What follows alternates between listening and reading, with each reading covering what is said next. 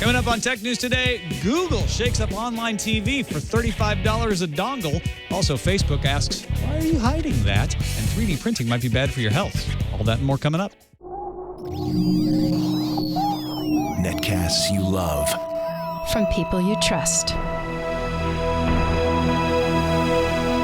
This is Twit.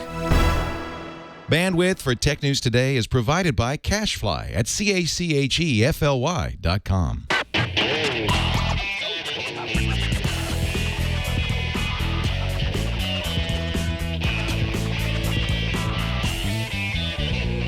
This is Tech News Today for Wednesday, July 24th, 2013. Tech News Today is brought to you by Shutterstock.com. With over 26 million high-quality stock photos, illustrations, vectors, and video clips, Shutterstock helps you take your creative projects to the next level. For 30% off your new account, go to Shutterstock.com and use offer code TNT7.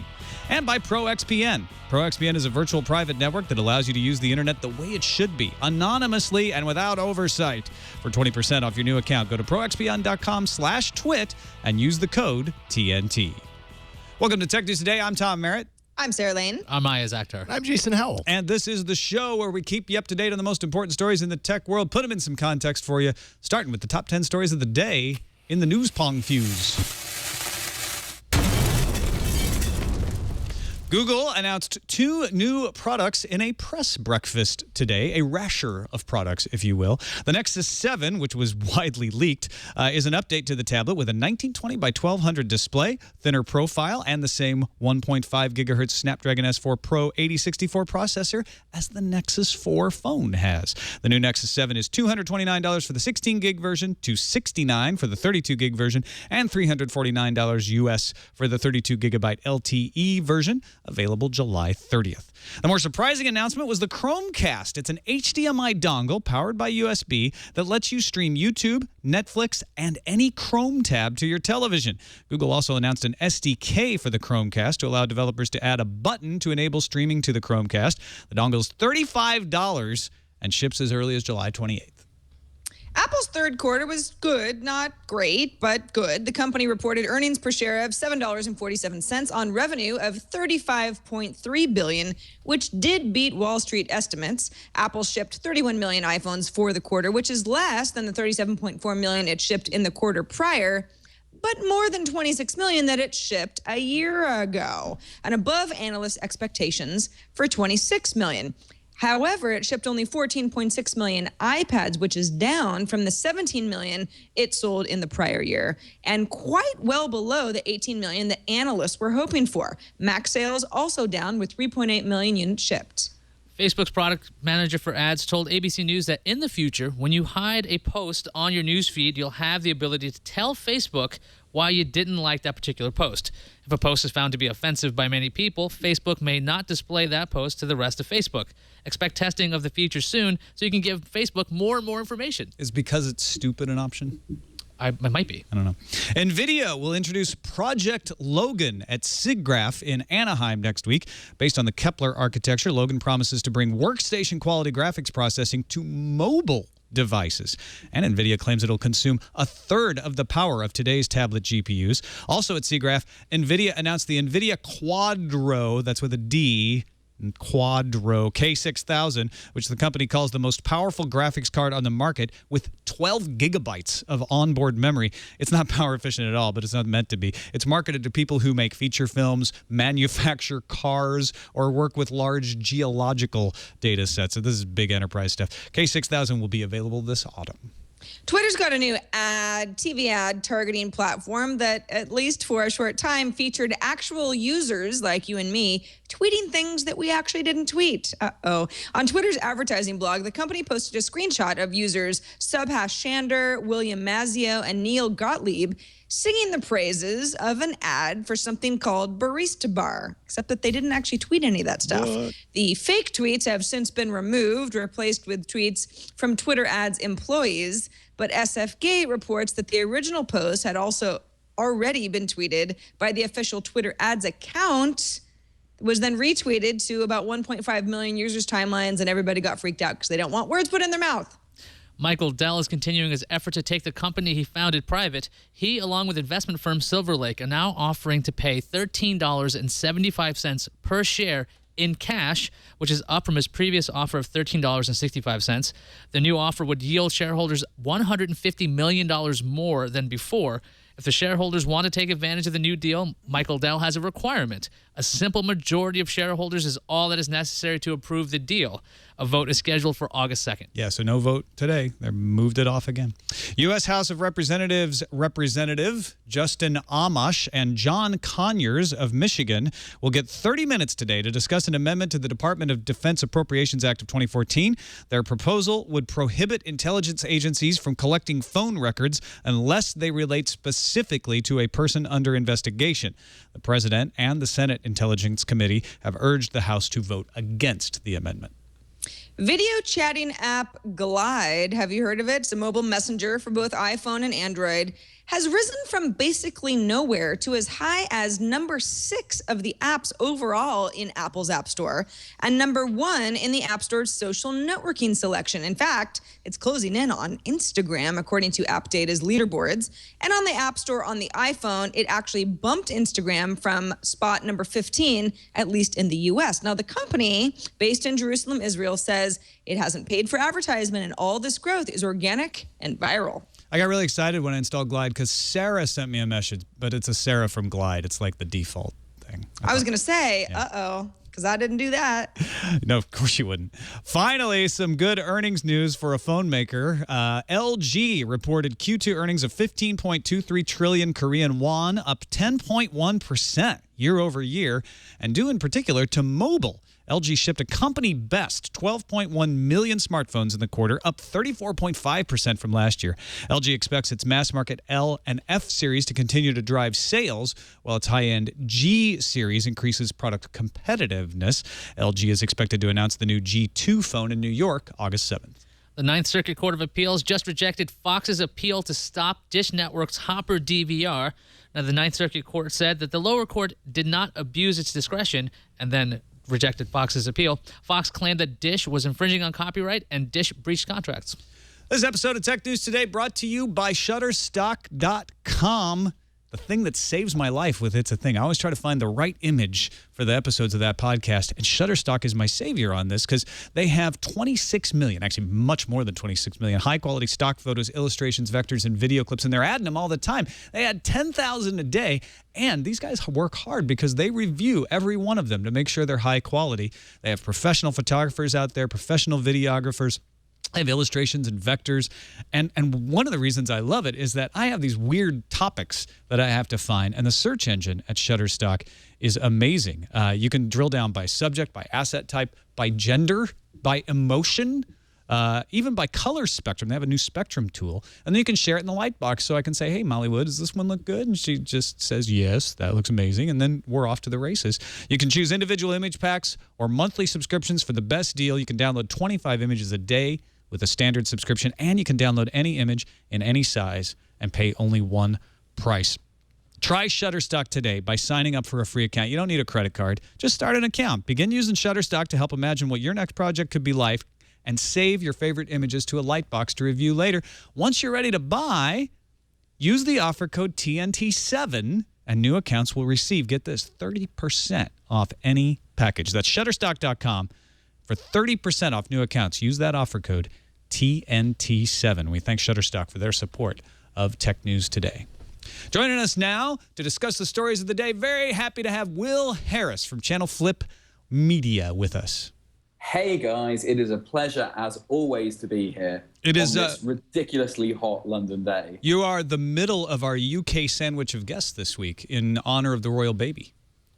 That's excellent. I've always wanted to be. Who am I sandwiched between? You are between Nate Langson Yesterday. and Ewan Rankin from British Tech. Oh, well, they're both lovely people. So, you know what? If I have to be sandwiched between two British people, I'll go with them. Excellent. It's a tasty sandwich. Let's start off talking about that Google announcement today. leaked all over the internet this morning. Best Buy actually put up the page to order the Nexus 7. So we kind of knew all about that, and it matched all the leaks that have been coming out for a long time. 2 gigabytes of RAM, not 4 gigabytes of RAM. That was one of the big differences from the rumors. Otherwise, 1920 by 1200 screen, 323 PPI, multi-user support and restricted profiles coming to Android 4.3, which will be on the Nexus 7, along with OpenGL, Bluetooth Smart. They showed off a lot of games. But the big announcement that I want to talk the most about is the Chromecast. This is a $35 dongle. All right? Let me reiterate that from the news views. $35 dongle. And what it does, it works kind of like the Nexus Q. If you remember that cannonball thing they showed off at I.O. a couple of years ago. You are watching, say, a YouTube video on your tablet or your phone. You say, oh, send that. You'll see a cast button. Send that to the Chromecast. The Chromecast will then get that URL from Google and download it directly. So it's not working like DLNA. It's not working like AirPlay. It's not streaming it direct. It's getting it again. And I was like, okay, that's kind of interesting. And then they said, well, we have a partnership with Netflix that allows you to do the same thing. I'm like, oh, that's pretty interesting. But you have to wait for them to add apps. Then they said, and you can do it from any tab in Chrome. All of a sudden, that changed the game. And there's an SDK, so developers can add the cast button to anything that they make without needing Google's sign-off on this. Will, this ships July 28th in the U.S. I'm not sure when it's coming to the U.K., but do you want yourself a Chromecast? Yeah, you know what? I have to say, things like this morning where Google puts on these events and they unveil really interesting things at really good prices, they are kind of killing me. You know, I'm kind of a die-hard Apple guy at heart, and you put a Nexus 7 out there with a really high PPI screen, and it's like, well, unless there's some, iPad mini coming out in the next 6 months, which by all reports there isn't, with a Retina screen, like, that's a really killer feature. The Chromecast is, a third of the price of Apple TV? Yep. So you can easily afford to put one, every TV in your house. You can grab one, you can take it, for me, I do a lot of presentations, at different offices and different companies. I can pick one of those up, whack it in whatever TV I'm presenting to, and suddenly you can just broadcast from a Chrome tab. Like, it's really, really good. And the thing that it's really got over Apple TV is the ability to just integrate apps, right? We've all been saying for Apple TV for the longest time, I wish it would add proper apps, a proper app store, not just the odd one like crunchy rice roll thing that, they occasionally decide to include. Sky News. No love for Sky News? Yeah. Oh, don't even get me started on Sky News. Actually, that's a Fox property. I love Sky News. But, the fact that they've developed, what's going to look like it's going to be the first store for the TV is absolutely killer. I love it.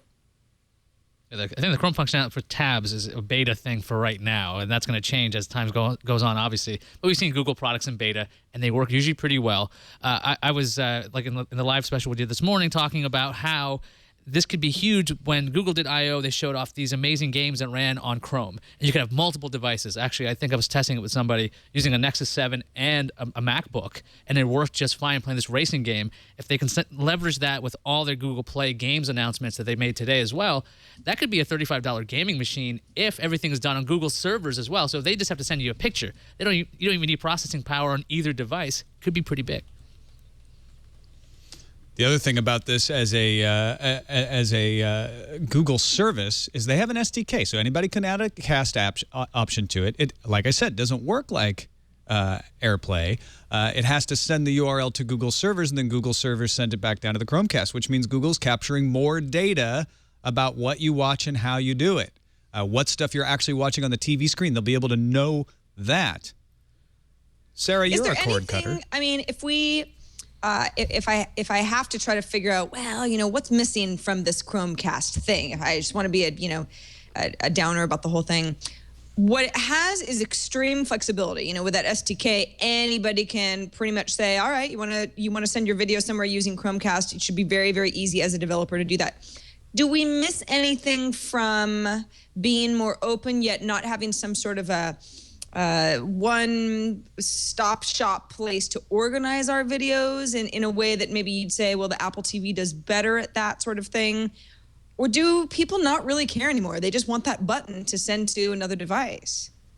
I think there's a huge benefit to being able to control everything with a separate device, because you try to replicate interfaces for tablets on a television screen. You try to do those, wild swipes or whatever you're going to do with Connect or voice controls. It's never as good as having a device in your hand. So if you can just send that video over, like every science fiction movie I've ever seen, send that to my screen, they say, or any drama I've watched. And I would love for that to be a reality. I think that maybe you don't need a store.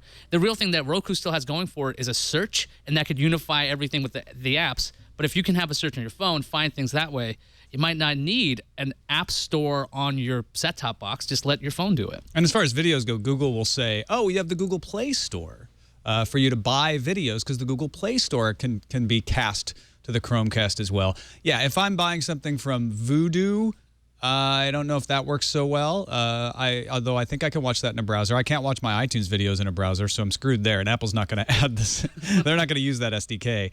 So it's not a perfect solution yet. It'd be nice if It's a better solution, though, for somebody who frequently comes across something like, oh, in a hotel room, I have to, bring my Apple TV with me. And yeah, I mean, people actually do things like that sometimes. And depending on the television that they have to work with, that either is possible or not possible. I mean, this is just so much more freedom to be able to blast your content to a television nearby. Especially now that hotel internet has started to become usable in more.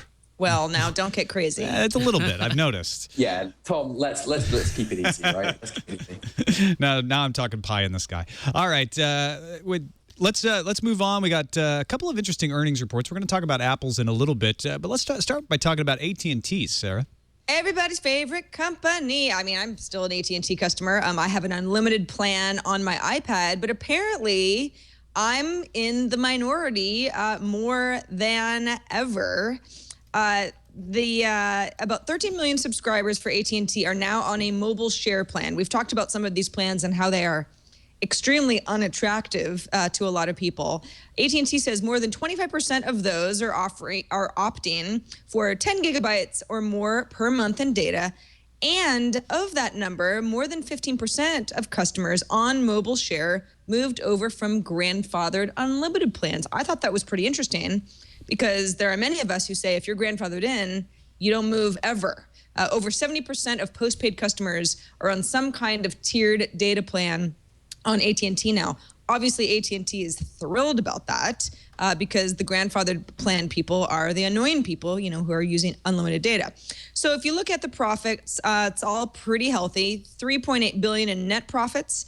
Last year, the quarter was $3.9 billion. So a tiny drop, but pretty consistent. Total revenues for the second quarter came in at $32.1 billion. That's a 1.6 increase year over year. And then AT&T also added over 2 million subscribers. That's both for wireless and wired broadband plans. Overall growth as its revenue jumped nearly 20% compared to this period last year. As far as iPhones contributing to AT&T's revenue, the company says we sold more iPhones this quarter compared to this quarter last year. They didn't provide specific numbers, but they said we did beat our numbers last year. CEO Ralph de la Vega said T-Mobile's whole "we now have the iPhone" thing, less impact than when the iPhone went on sale on Verizon, on Sprint. Basically, AT&T saying at this point, if people haven't moved to another carrier and they're using iPhones, they're probably not going to. And then they also said that it was also their best ever Android sales quarter. So I don't know. Everything's looking pretty good.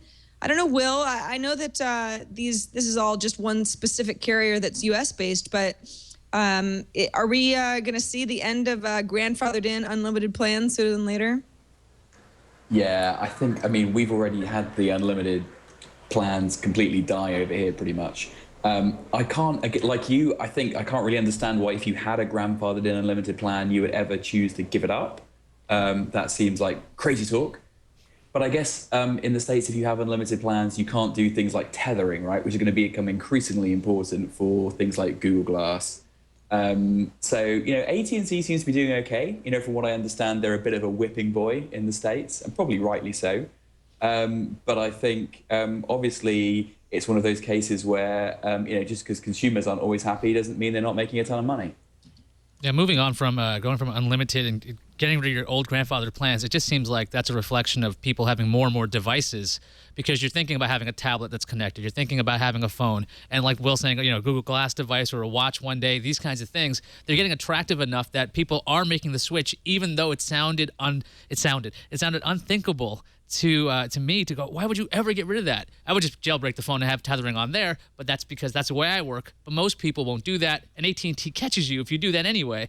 So it's just like a sign of the times that people just want to have more devices. I got rid of my unlimited plan because I wanted to be able to access the data. And that has improved since I switched from my unlimited plan on AT&T to Verizon. Let's move along to Facebook. ABC News reporting Facebook is upset. They're upset when you remove things from your news feed. Well, they want you to tell them more about that. They really care about how you feel. So currently, so ABC News reports that Facebook is going to start allowing users to explain why they hide certain things in their newsfeed. Now, currently, if you don't like something, you just click hide and it goes away. But Facebook's product manager for ads, Fiji Simo, says that users will have the ability to tell Facebook why they like or dislike certain things in their feed. She said, as if a post is marked something like as offensive by many, that might serve as a signal to Facebook to not show that message to other users. Something marked as uninteresting probably won't have that same signal to Facebook. Facebook didn't give a lot of data as to how you'll report it, whether it be like a drop-down menu or like radio buttons or just type something in. But the new function is going to be rolled out for all types of posts, including ads and sponsored stories, relatively soon. Will, do you see people taking advantage of this kind of thing? Or are you going to try it? Yeah, I think it's a great way for Facebook to start getting feedback, really good feedback on their sponsored stories, right? I think at this point, you're able to customize your Facebook newsfeed to the point where you kind of end up seeing stories from the people that you're actually friends with, right? And you can customize it and you can mute certain people and you do all that kind of thing. I kind of feel like most people have got their newsfeed from their friends under control.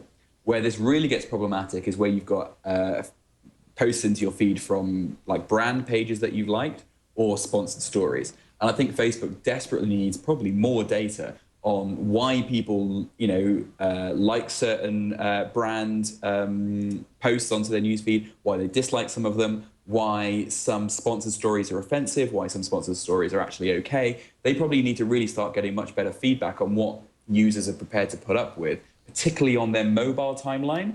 So I think this is a great way for Facebook to do a lot of advertising feedback very quickly, whilst making it look like they're being very pro-user.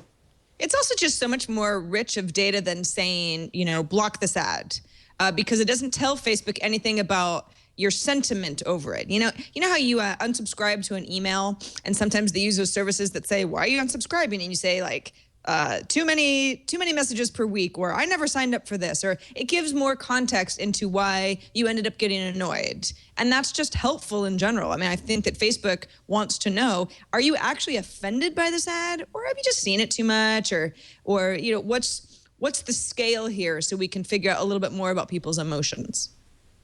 Yeah, I'm not sure that I would answer it all the time. Am I forced to answer it? I can't remember. Actually, I never use Facebook, so I've never run into the issue. But I believe you won't have to, but there's no actual specifics, so maybe you will. Yeah, but I agree with Sarah. Anything that can improve advertisements so they are more relevant, if you're going to have them, is not necessarily a bad thing. Let's take a quick break and thank our sponsor, ProXPN. I like to masquerade as Will Harris sometimes. Did you know that, Will? Well, there are a lot of people that like to masquerade as Will Harris, but there is only one man that masquerades as Tom Merritt, and that is me. Yeah, so we masquerade. Some kind of ridiculous face-off kind of. It's kind of this weird thing. Switch. See, and one of the ways we can do it is to use ProXPN, because they have a UK server that I can use. I was using it at the hotel earlier today, actually, because I didn't want my Wi-Fi open to anybody at the hotel to be able to see my data. So I logged into ProXPN, had my UK server. Will can log into a US server. And then we can pretend we're each other. But I love that thing, man. It is pretty fun, huh? The real reason to use this, though, is security. If you're at a coffee shop, you're at a hotel like I was, you want to be able to use the internet, but you don't want to be open on that internet for anybody who's on that network to see you. And they can if you're not protecting yourself. So get a VPN. ProXPN is a great choice. I use it. Protect yourself against all kinds of filtering, packet sniffing. You can use OpenVPN or PPTP. I actually use it on my phone. So when I put my phone on those open Wi-Fi hotspots, it's protected as well. They have software for Windows and Mac, and they offer advanced controls, letting you select the programs and ports you want to anonymously route through ProXPN servers. If there's things like, I only want this program to do it, you can do that. And Steve Gibson gives it a great review on security now. Here's what you do. If you want to try it out, go to proxpn.com/twit for more information and to sign up. ProXPN premium accounts are normally $9.95 a month or $74.95 for an entire year. But we've got a special offer. Use the code TNT to receive 20% off for the lifetime of your account. That's less than $5 a month on the yearly plan. If you're not satisfied, you can cancel within 7 days for a full refund. So give it a shot. Go to proxpn.com/twit and sign up with the code TNT. We thank ProXPN for their support of Tech News Today and for letting me safely prepare my lineup this morning in the hotel room. Couldn't have done it without you. Let's talk a little bit about those Apple earnings report. We heard about it in the news fuse. Better than expected, especially for iPhones, 31.2 million. That's 20% more than expected. iPads, not so good, 14.6 million, down from 17 million year over year, and analysts expected it to be up to 18 million. Part of the issue here is China. It's Asia. Revenue for Apple in China down 14% year over year. Apple is the 5th place manufacturer in China's market share. Huawei is not having a problem there. Of course, they're a Chinese company, but they're expecting 10% growth this year. Nomura Hang, an analyst, expects Apple to slip 1% to 2% in market share. This is also a problem for Samsung. Samsung is expecting quarterly operating profit to fall short of estimates. The number of mobile internet users in the developing world is rising. So what's going on here? We've got Apple and we have Samsung, the guys who are dominating this industry, having problems in the developing world. And frankly, Europe and the U.S. markets are slowing down. They're stalling out. They're getting saturated. If you want to grow your market share, you're going to have to do it in Asia. Price seems to be the problem. You've got companies like Xiaomi making the Mi. It's like an iPhone, but it's half the price. You've got Micromax in India making the Canvas 4. It's like an SGS 3, not even a 4, and it's about half the price. Demand for tablets is on the rise, too, so why isn't Apple selling more of them? Philippines, demand for tablets grew 4 times last year, while prices fell all across Southeast Asia by a quarter. Will Harris, who can win this land war in Asia? Is it going to be the cheaper startups, or can the old Confederates rally? Yeah, I'm not sure you really want to start talking about Confederate wars, referring across a whole of Asia, but maybe that's just my... I was mixing my metaphors. I apologize. I think there's a reason that everybody keeps saying, the rumors are persistent of a low-cost iPhone, right? And I think, people in China, people in India, people in the developing world want smartphones, but they need cheaper smartphones, right? The economies there are, producing less salaries for, the average worker is earning a lot less. People have less money to spend. They need to buy cheaper things.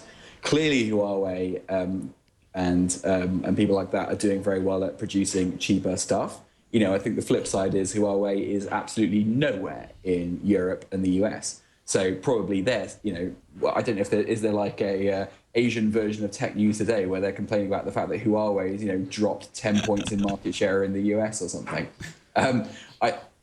Obviously, both Samsung and Apple, but particularly Apple, need cheaper devices, right? The iPad is clearly the most expensive tablet out there. The iPhone is, I guess, the most expensive smartphone out there right now, if you're buying it unlocked without a contract in terms of pure price. And they need to do something about that if they're really going to tackle China, Asia, and that whole region.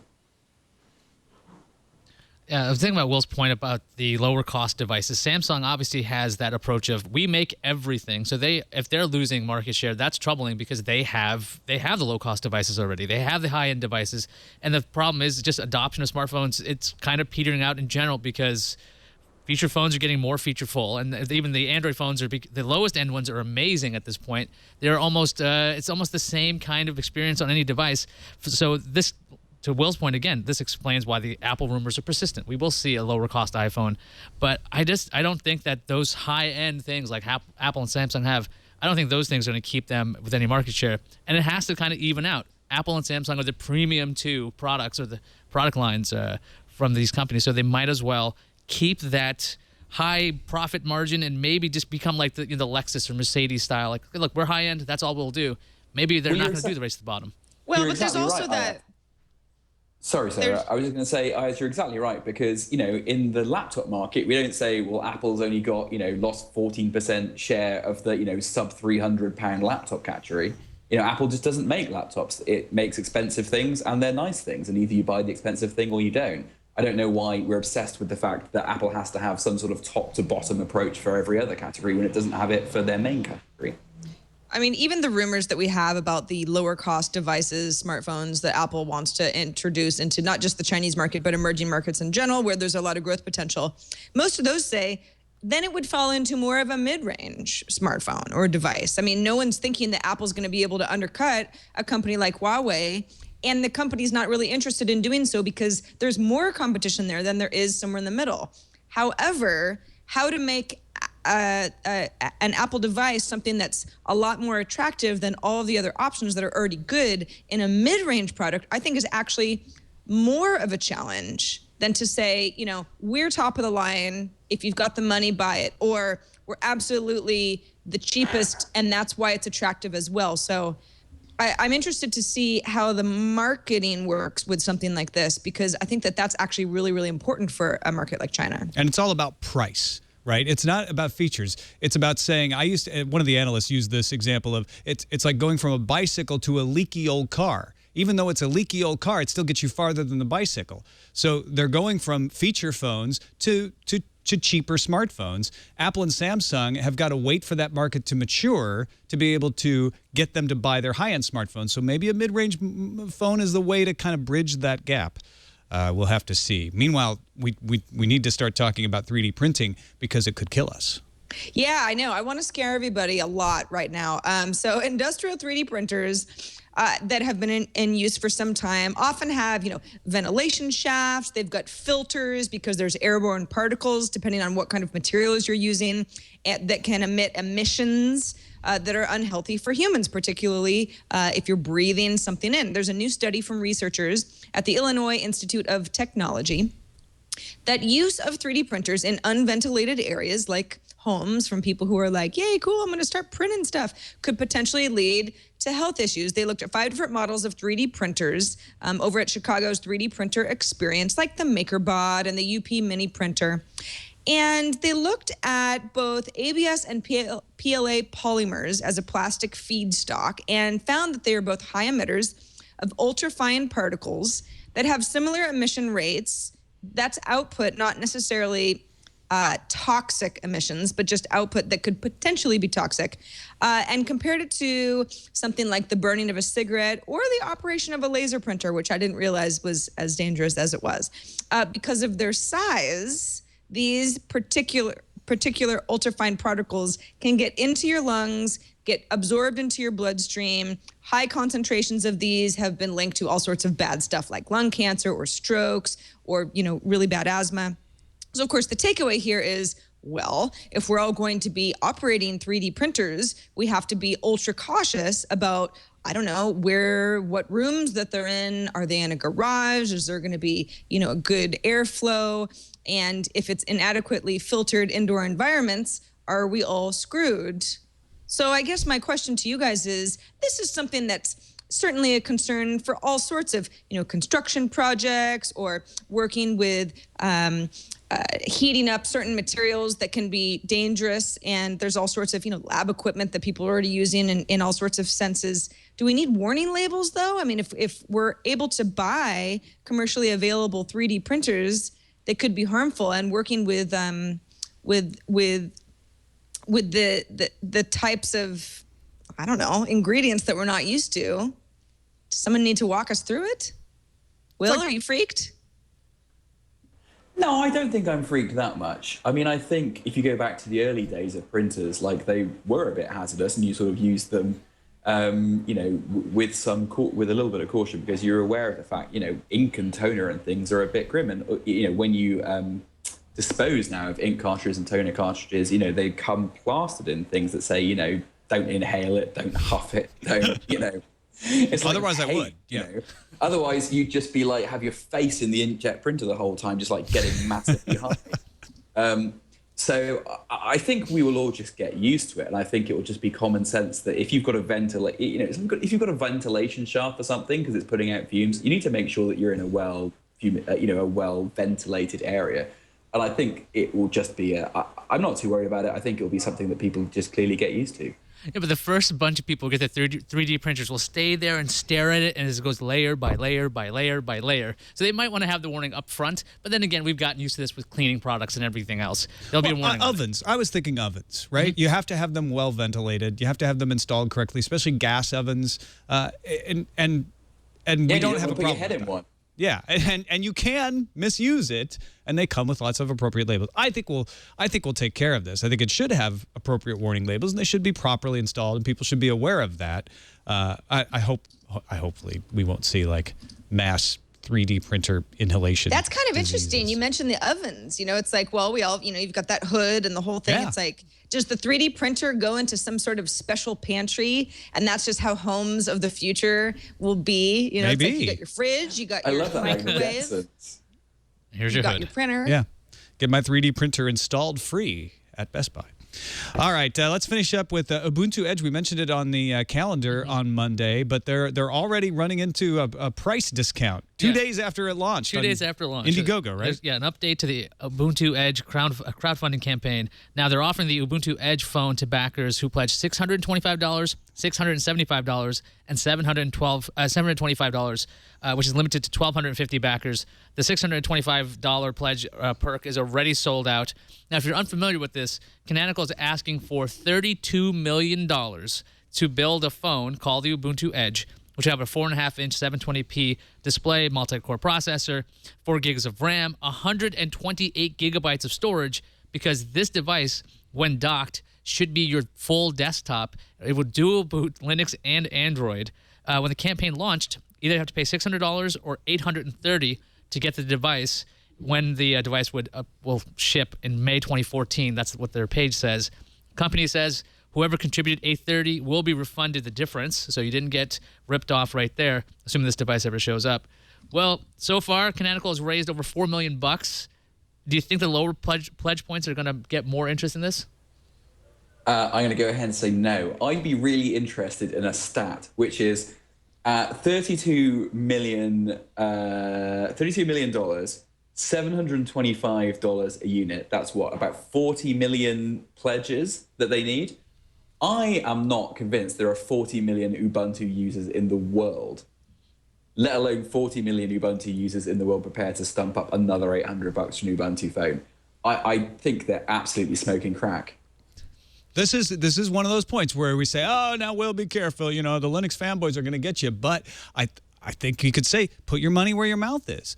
Linux fans, instead of getting upset, if you're like, hey, there's lots of us out here, there's critical mass, here's your chance to go prove it. And I'm going to back this. I believe in this product. I want an Ubuntu Edge, absolutely.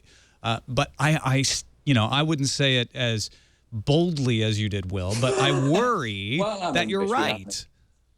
There's just not enough people. There clearly are not enough people that are going to be interested in this. Well, Canonical was saying that this device is supposed to be for the person like a bleeding edge kind of thing, hence the name Edge. There are Formula One cars out there for the latest technologies that eventually trickle down to regular cars. That's what this thing's supposed to be. And they were even talking about making this an annual thing if they do get funded. They only gave themselves, I think, 30 days to do it, which is really bold. That's actually normal for backing stuff, though. You want to keep it short to make sure you keep the intensity. If they can get $32 million, that's a lot of money. Yeah, that's a lot of money. There's a couple of perks like less than that. And people used to paying $99 or $199 for a phone subsidized. They're gonna, if you're trying to win over the non-Linux fans, it's tough. You know what? Apple shipped like 60 million iPhones in the last 12 months. So Ubuntu's got to launch something that's 2/3 as popular as the iPad in 30 days. Yeah. Good luck. Wow. When you put it that way. Good luck. Let's fire up the randomizer. We picked 3 random stories. We asked the live audience to vote, and our straw poll says, could this hypervelocity coil launch ships into space? Is the winner. Sorry, Google's latest machine vision breakthrough and humble iodized salt gave US a 10-year IQ boost. But instead, Derek Tidman's Slingatron An electrically powered coil up to 328 meters across wins the randomizer vote today. It works like an old-fashioned overhead sling weapon to allow you to put something in orbit without using chemical rockets. Look at that thing. It's very round. So, like, you'd hold your ship up like this, kind of spin it around, and then fling it into space. Is that how? Well, I'm trying to get my head around this. No pun intended. I'm just like trying to figure out how this works. If it works, that's pretty awesome. Spiral launch track on a modular platform that could gyrate at 40 to 60 cycles. So you place the thing in the middle, and it starts to spin, and the centrifugal force pushes it out, brings it up to speed. I'm surprised this isn't an Elon Musk story, quite honestly. It just seems like it's crazy enough. It's good work. Derek Tidman wrote a book proposing this idea, and he got endorsements from a lot of NASA scientists. So it's not entirely crazy talk. Maybe slightly crazy talk. But it's just bonkers cool. It's a good kind It's cool as heck, isn't it? It Come is. No, exactly. Exactly. Let's see what's on the calendar. Well, as we mentioned yesterday, Facebook has its quarterly earnings report today, so that'll happen after the show. We'll probably talk about it tomorrow. YouTube is kicking off its first Geek Week on August 4th to spotlight nerdy content. I can't think of anybody who'd be interested in stuff like that, but whatever. And finally, the BlackBerry Q10 is hitting Sprint August 30th. Samsung's ATIV 4S Neo is arriving on August 16th. Let's see what's incoming. Incoming message. It's a message from Johannes in Munich, Germany. He says, "Hey TNT." Johan, probably. Johan, Just guessing. Yeah. excuse me. I'm sensitive to name being butchered. Sorry about that. Hi TNT crew, love the show. Blah blah blah. That's what he wrote. Regarding the 25% of overall traffic being YouTube videos, there's a simple explanation: higher resolution. The average YouTube video's resolution and therefore the amount of data increased, while regular websites did not. So even if the number of watched videos stayed the same, traffic would go up. That could be true. I don't think it is. I'm sure that the higher resolution contributed to this number, but remember, it's not 25% YouTube videos. It's 25% Google traffic. Some of that, probably the majority of it, I think they said, was YouTube videos. I'd be interested to see if Johan's supposition is actually true. I don't think it's entirely true. I think it's both. I think there's a resolution upgrade, and I think there's also an increase in the number of videos watched. I think we've seen that reported.